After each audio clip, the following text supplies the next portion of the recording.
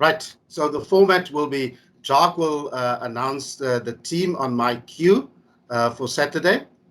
And then we will open the floor for questions.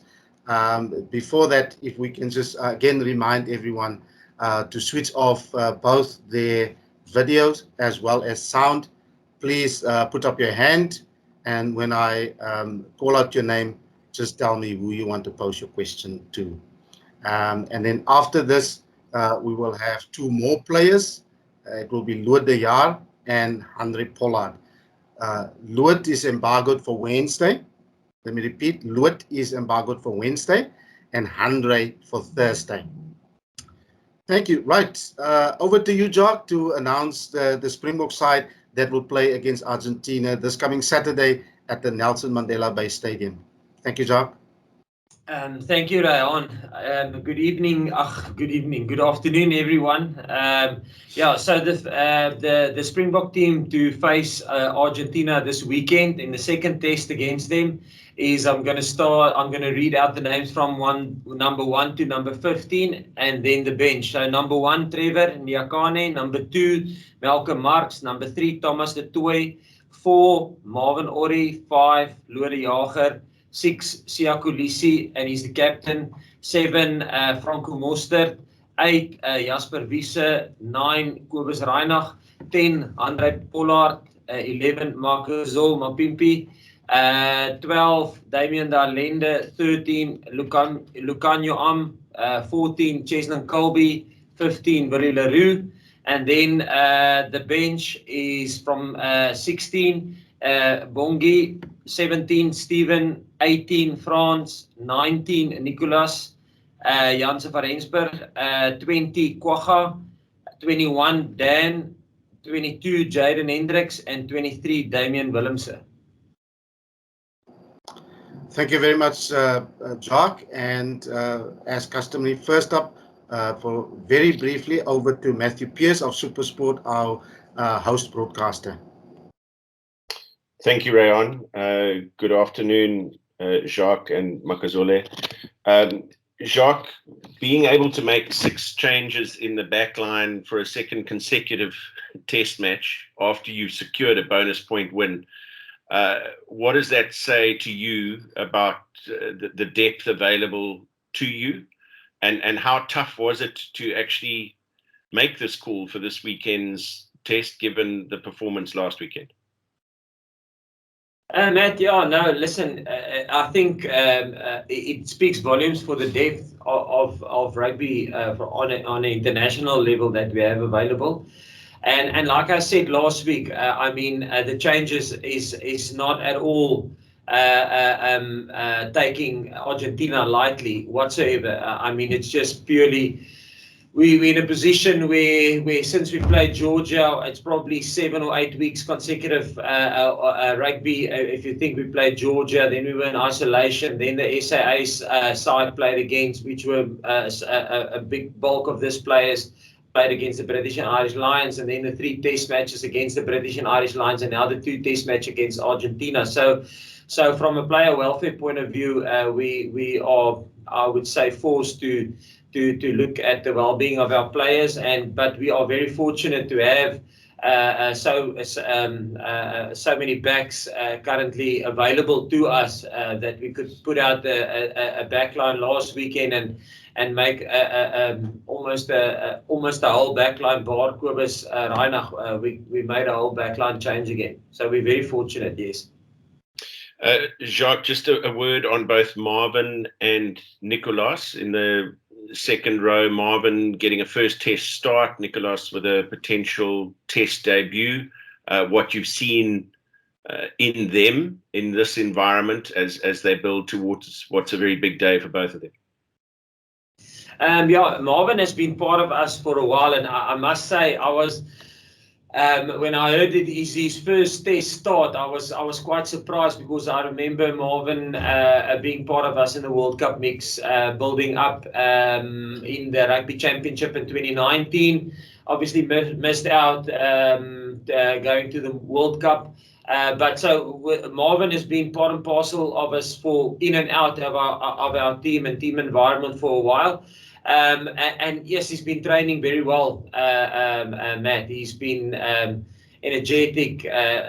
We in the British and Irish Lion series, he was how can I say, he was Maro Itoje for us. He studied him, his mannerisms, how he calls line out. So he was phenomenal in preparing the team in the British and Irish Lion series. And then yes, he's really trained well. The Nicolas has been part of us since we got together in Bloemfontein. So he's been with us. He's played 80 minutes for us up to now. So yeah, looking forward to he's been with us now, like I said, from Bloemfontein, so pretty much clued up with our systems. Looking forward to see them perform on the weekend.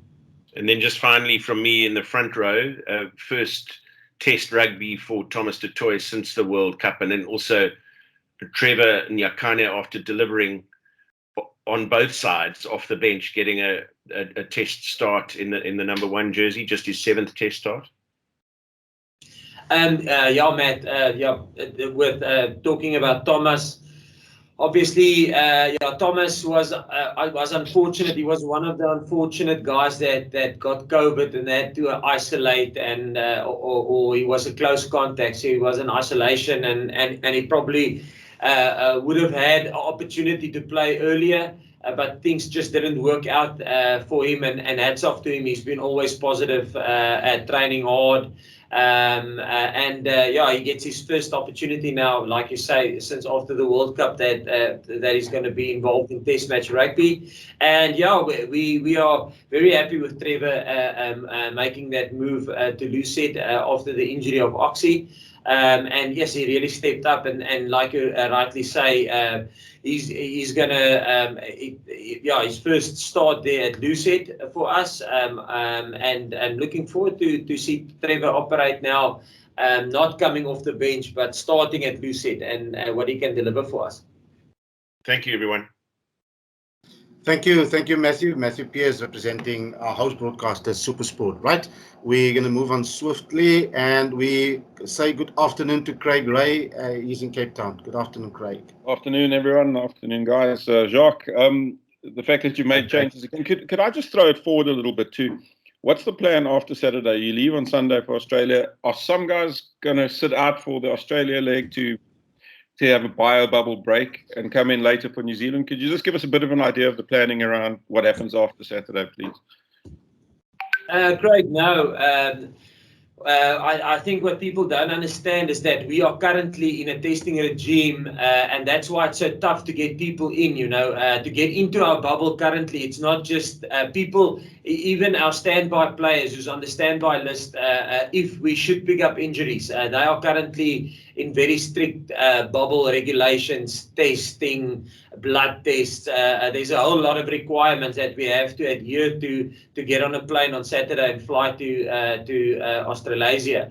And yes, you would probably be able to get somebody in, but if you get somebody in, he must be in a testing regime, a specific testing regime according to SANZAR's requirements. While he's in South Africa, and then he's got to get on a plane, fly there. He's got to isolate there for 14 days. So I would say to get a player in, he must be in a well-controlled testing regime, a well-prescribed testing regime in South Africa or abroad, if it's maybe somebody from overseas. And then when we fly them in, they have to be in 14 days quarantine in Australia before they can join us after that. So we will travel with this whole squad. And that's the reason why we travel with this big squad, because it will almost be impossible. If you think we're only playing 4 games there, let's say you lose a player after the first test match, the whole process will take him. He'll probably only get out of quarantine on a Monday, on a Tuesday, and then he'll only be available for the last test match. So if we lose somebody in test match 1, it's almost he will come out on a Tuesday before the last test match. Is it 37 players, Jacques? Sorry, I've just lost track of how many players you've got with you. 42 and players. They're going to all travel to Australia barring injury. Yeah, barring injury. That's correct. Hopefully we don't pick up anything on this weekend.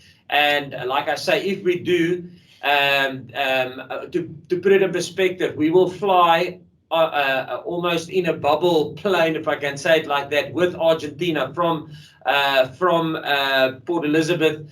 We will fly to Cape Town, and there we will get on a plane together with Argentina, and we will fly to Australia. So we almost stay within our bubble from when we leave here until we get into Australia.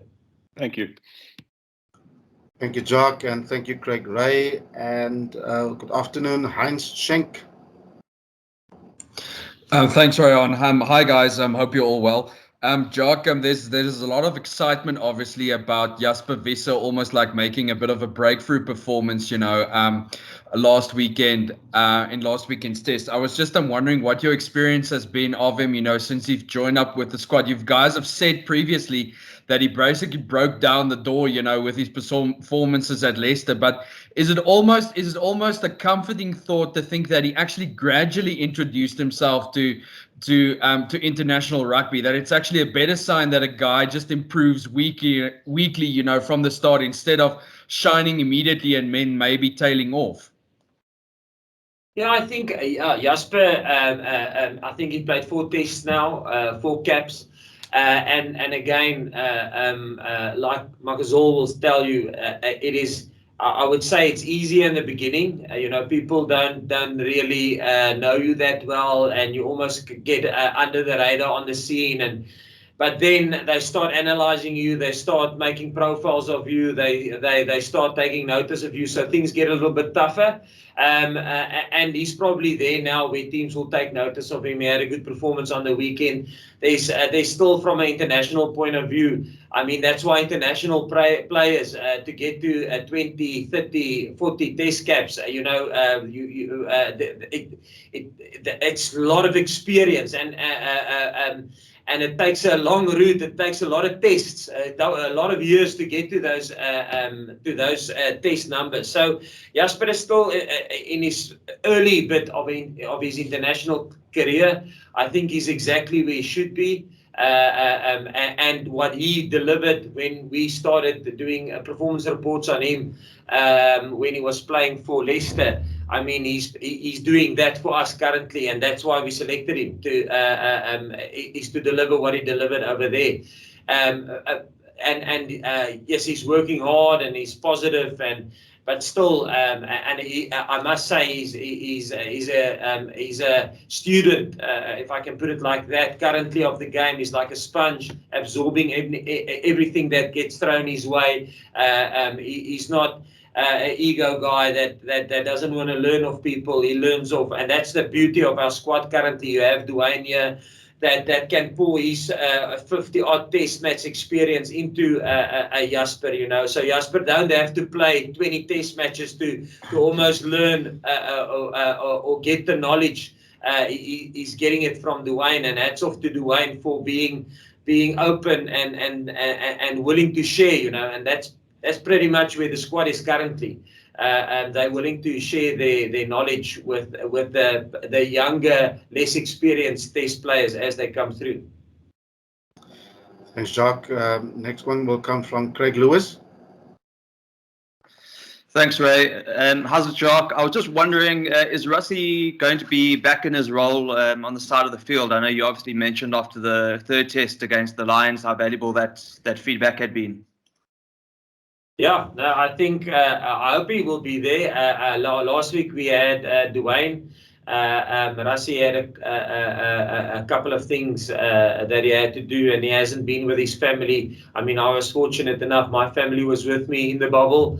But Rassie, due to logistical stuff, his family couldn't make it. So he had a little bit of a break, which is good to get refreshed, And yeah, no, he's back with us in the team. Got into with the right protocols and all the stuff that we have to do to get into the bubble.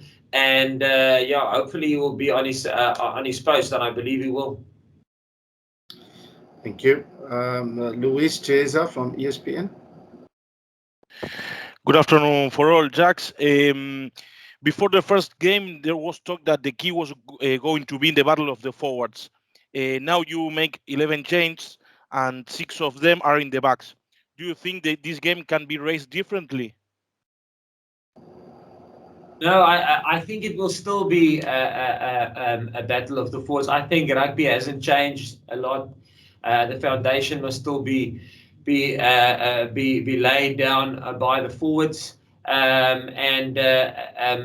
think a lot of the forwards that are playing this weekend played last weekend or came off the bench. So there's a lot of consistency in our forwards. And I still believe it will be the foundation will be laid by the forwards for this test match as well. Thank you, Jock. Nathan Gogela. Thank you, Ray. Good afternoon, gentlemen. May I please have a question for Durex at the end, and then an English question for Jock. Jock, if you look at the Stormers side in 2010 and the Springboks today, do you see any similarities with regard to the scramble defense and the fewest tries conceded in Super Rugby and Tier 1 nations respectively? Is it something you've prioritized? Because stats don't lie. You've obviously conceded 4 tries in the last 10 fixtures. And then lastly, what positions will Kwagga and John Luke cover? Your first question on the defense. No, I don't think there's a lot of similarities in the defense system we had with the Stormers in 2010 and the system we are currently running, because I think we were a lot more passive back then with the Stormers. The rules were different. The way you could apply pressure on teams and the way attack was back then was a little bit different. So things had to adapt, and also the players that you coach, that I'm fortunate to coach now, is different to the players that we had with the Springboks. They have different skill set, different attributes, different athletic abilities, and I'm from a defense coach point of view, I mean, if you have speed, use it. If you have size, use it. So you look at the athletic attributes that you have, and you try and incorporate that within your system. If you have fast wingers, use them. If you have wingers that can make good decisions, utilize that. So and not to say that back then we were different. I mean, we had Jacques Fourie, so we had it, and he had different attributes as a 13. He was the defense captain back then, and he brought something into our defense system back then. We had a big team. If you think our loose forwards was Dwayne Vermeulen, Skalk Burger, and Francois Lowe, so if they were all over 100 kilograms, and our locks was Andries Becker and Adrian Fonse, or Reinhard Alstedt was the locks back in the day. So we had a massive side, so we were a little bit different in the way we did in the system that we have currently. And again on the defense thing, I mean, the one thing that I probably learned as a defense coach is it's not about the defense being good. We must perform as a team, and some games attack will have to win you the game. Some games defense will have to win the game for you, and some games your kicking game will have to win it for you. And some game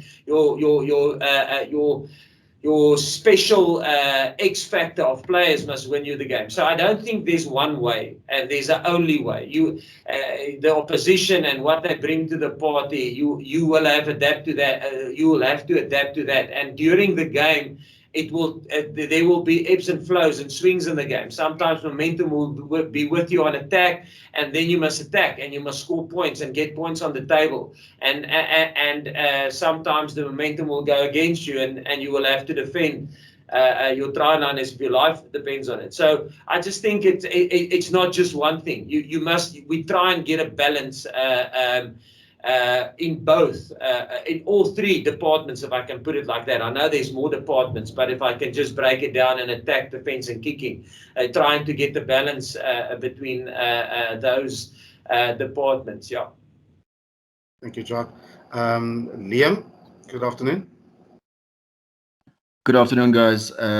question for Jacques. I want to ask you about Louis de Jager. Obviously, a big milestone for him this week. He's a player that has had to overcome many setbacks. Also, perhaps just a word on how happy you are with his progress this season, given the fact that he came into the Lions series with very little game time, if any at all. Yeah, just a word on his career, please.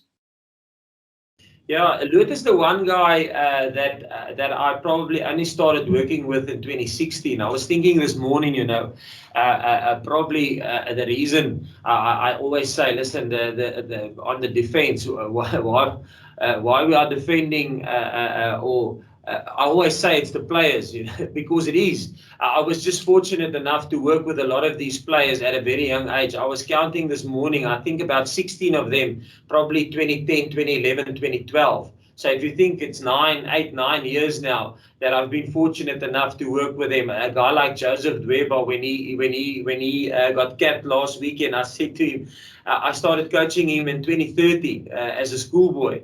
And then 2 years at SA School, 2 years at SA Under 20. So I've been part and parcel of his career, coaching his defense and stuff like that since 2013. So I'm fortunate enough now that the majority of the players I've been involved with for extensive period of time.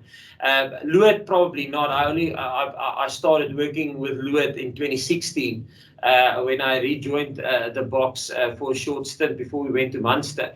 Yes, and you know what? I can just take my hat off for him since then, and all the ups and downs that he had to face, he's lucky a guy. Luckily, my experience of him is a guy. He hasn't played a lot.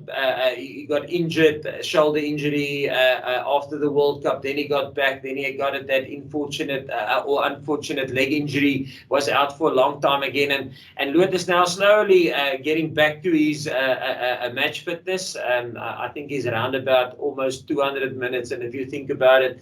That is, how many games is that? That's just over 2.5 full games, So he's slowly getting back into it, and but yes, Louis is I'm very happy for him, and like I said, it's almost like Andre went to his 50th, then it was Damien, then it was Steven Kitshoff, and now it's Louis. I think Jesse is on the brink of getting to that milestone matches. So we are fortunate as a group and as a team currently that we have a lot of players that's reaching those milestone games, which is good for us. Thanks. Thank you, Jacques. And next up is Percy. You probably want a summary in Afrikaans, and then we're going to go over to questions for Magazole. Percy? Baie dankie, Ran. Very briefly. Jacques, kan jy my hoor? Ja, kan jy mooi hoor. Dankie, Percy. Baie dankie, Jacques. Jacques, kan ek net vanaf jou vra net vinnig jou denkwyse agter hierdie span en die veranderings wat jy gemaak het? Jacques, kan ek net die tweede deel van die vraag is net jou kollega Dion Davies gister op ons onder die aandag gebring van die ek wil amper sê kneesplekke of beserings in jou span, veral onder die losvoorspel en die skrimskakels.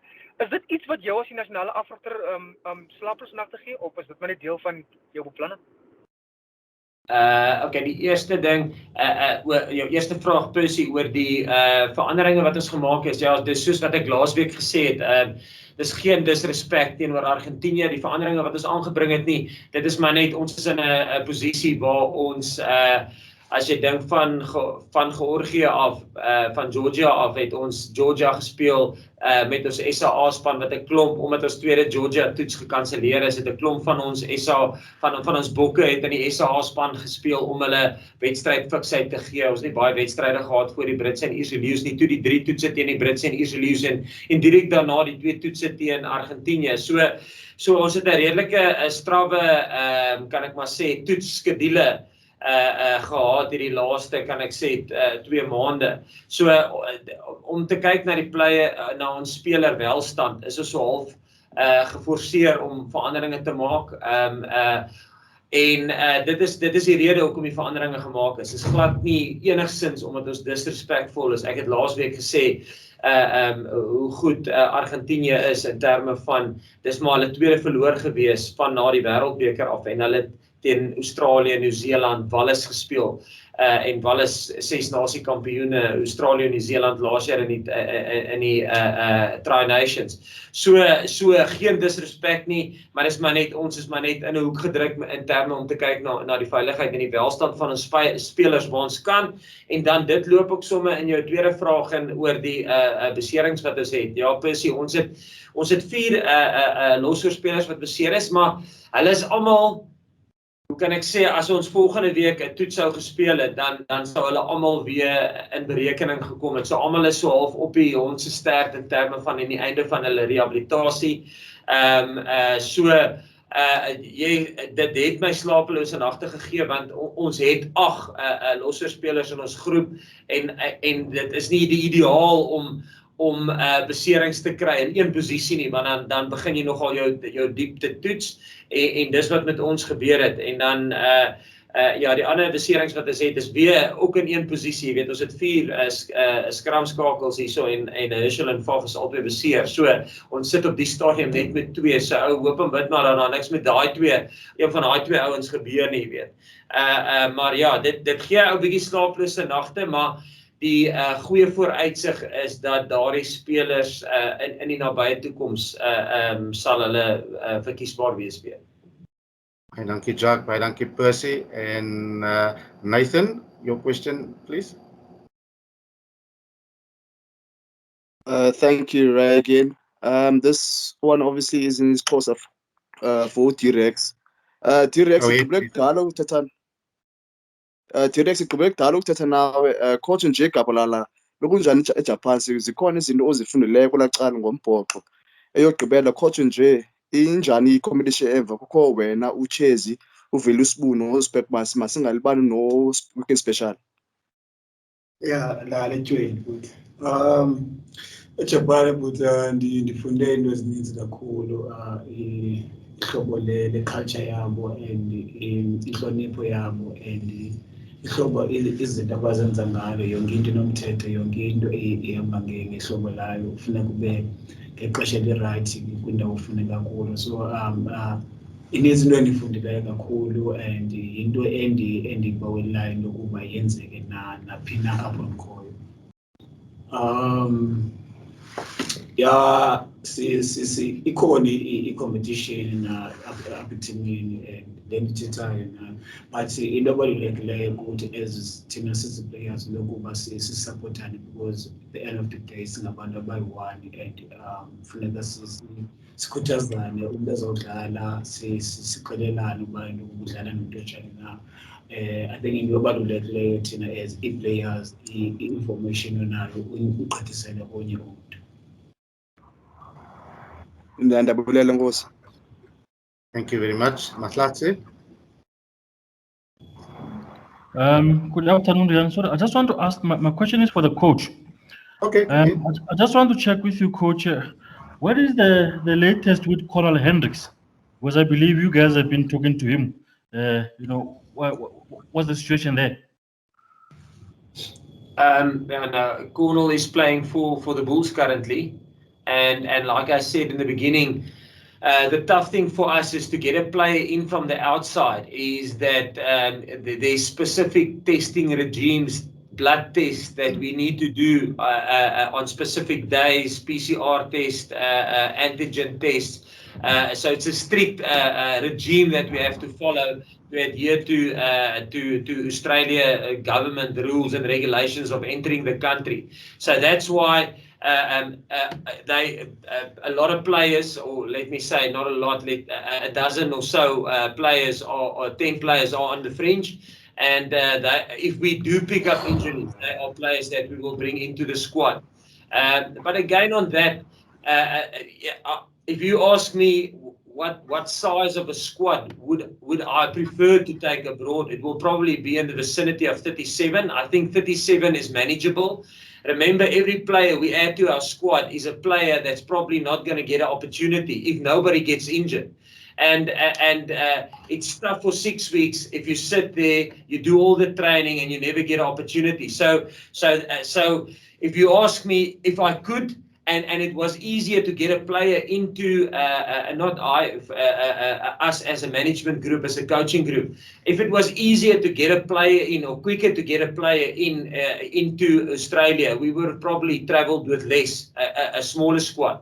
But it's just impossible with the regulations that there's currently. It takes, like I said, 14 days quarantine, and then before a player can get on a plane, he has to almost a week go into 10 days, go into a specific routine in terms of how he isolates himself, in terms of what test gets done when and where and how frequently it gets done, and then he must obviously produce negative tests as he goes through that 10-day period or 7-day period before he gets onto that plane. So it's not just and our players who's on standby are on those regimes. So yes, that's pretty much on all of them, not just Cornell. All the players who's on standby. Thank you, Jacques, and we will conclude this session now before moving on to the other two players. Khanyisho, very briefly, thank you. Thank you very much. Sorry, guys, I wanted to ask earlier, but for some reason my internet went on me. Quick one in English, Jacques. Are you able to just give me an idea of the extent of the injuries that Marco and Herschel have suffered and how long they'll be out for, if I missed it? And for uMakazole, Makazole, kakusixexele nje ngeziveki izinhlanu manje uhlele amabhokobhoko uqala ku-British Irish Lions series uzoza kule Argentina series. Oh, okay. Kuqala mandibulela ku question yakho. I think iveki ezinhlanu silapha ku-Springbok. Of course, bendilapha ku-Springbok since ngo-2019, and uqala kwethu ke ngokuqala kwami ujoin Springbok was like eBloemfontein, and sifunde lukhulu nangona khange sidlale rugby ixesha elide as Springbok sigqibele ngo-2019, and sikwazile ke uhlanganisa izinto zethu, nocoach bakwazile uhlanganisa into zabo, and nathi as a player sikwazi uhlanganisa into zethu ezisilungiselele i-Lions store, but sikwazile ukufikelela ngexesha elo, but lukhulu into esifundileyo as ne-coaches, lukhulu uxanduva abalufakileyo kuthi. And your question on Marco, unfortunately, in the last play of the game, the last tackle, I think the tackle that Vince tackled the ball out of the Argentina player there on our try line. When he tackled the Argentina player, he fell on top of Marco's ankle, and then he did his ankle. But it was touch and go for him to make this weekend. But our selection policy is we need time with the players, so he couldn't train on Monday and Tuesday. And that's the reason why we decided not to select him. And then your other question was on Herschel. Herschel sustained a hip pointer last week, Tuesday, in the attack session. We got a knock from one of the defender players. He got a knock on his hip. And then he trained a little bit on Wednesday. And we thought, listen, let's give him enough time and sufficient time. Let's see if he can't get through the week. But then in captains, he came to me and hats off to him, and he said, listen, he's struggling, and he feel he will drop the team currently in the state that he's in. But he's much better now.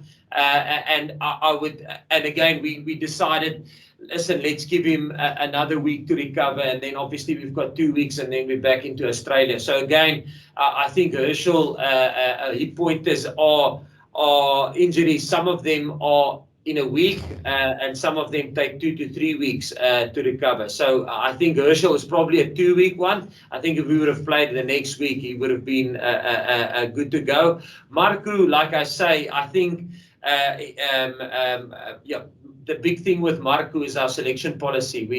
If a player is not able to train on a Monday or Tuesday, like we did in the World Cup, when Cheslin couldn't train on the Monday before the Wales semi-final, then we take the next guy, the next fit player, which was Sabu, and that's just how we work. But we are thin at loose forwards, and we've got 4 standing. But Marco is probably the one that's the closest to fitness than all three the other 3 players, loose forwards. Thank you, John. Thank you, Jacques. Thank you, Makazole. I will pause now to for you guys to make way for Luit and Andre. Thank you very much. Thank you.